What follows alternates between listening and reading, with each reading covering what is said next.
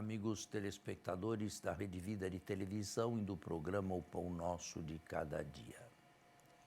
Eu te louvo, Senhor, Pai do céu e da terra, porque escondeste estas coisas aos sábios e doutos e as revelaste aos pequenos.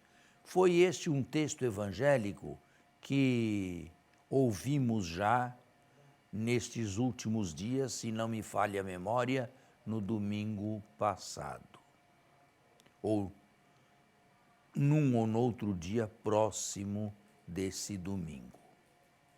Não é demais repetir o texto evangélico, mas eu quero dizer uma coisa, aproveitando-me de um texto já comentado. O Evangelho, diz no São Gregório Grande, cresce com aquele que lê. Normalmente se diz que a palavra de Deus é o texto sagrado, ou, girando, o texto sagrado é a palavra de Deus. Não é correto dizer isto.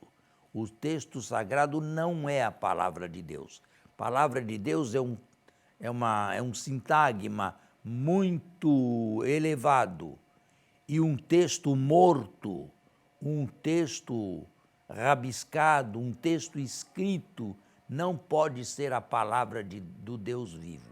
A palavra do Deus vivo é a segunda pessoa da Trindade, é o Verbo encarnado. Em segundo lugar, é Jesus, o Verbo aqui na terra entre nós. Esta é a palavra de Deus. Em terceiro lugar, a palavra de Deus é a pessoa inteiramente transformada por ela. Quando se está presente uma sinfonia, ponhamos de Beethoven, quando se vê o garrancho, quando se vê a partitura, não, quando ela é tocada. Ali se vê Beethoven realmente, de certo modo, presente. A mesma coisa aqui. A palavra de Deus é Deus, a palavra de Deus é o Verbo encarnado Jesus, a palavra de Deus é o homem inteiramente transformado e inteiramente observante dela. É palavra viva, não é palavra morta. E o texto? O texto que é morto, que não é vivo e que, se não for aberto nem lido, permanece inacessível, não é. Ele contém a palavra de Deus. O exemplo que eu daria é o exemplo de Jesus que entrou em Jerusalém montado num jumentinho. O jumentinho seria o texto, o jumentinho seria a partitura. Se nós quisermos neste mundo encontrar Jesus, precisamos ir aonde está o jumentinho, precisamos do texto.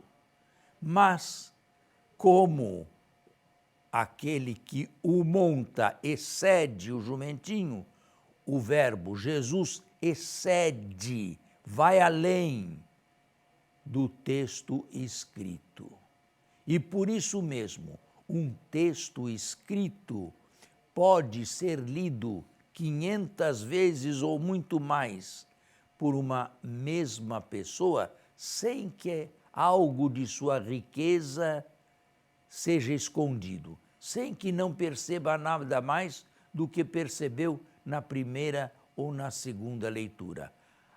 Aproveite desta lição e saiba que um mesmo texto pode conter elementos sempre novos, porque Jesus antecede, precede e apenas se serve do texto neste mundo para que nós possamos nos aproximar dele e ouvi-lo.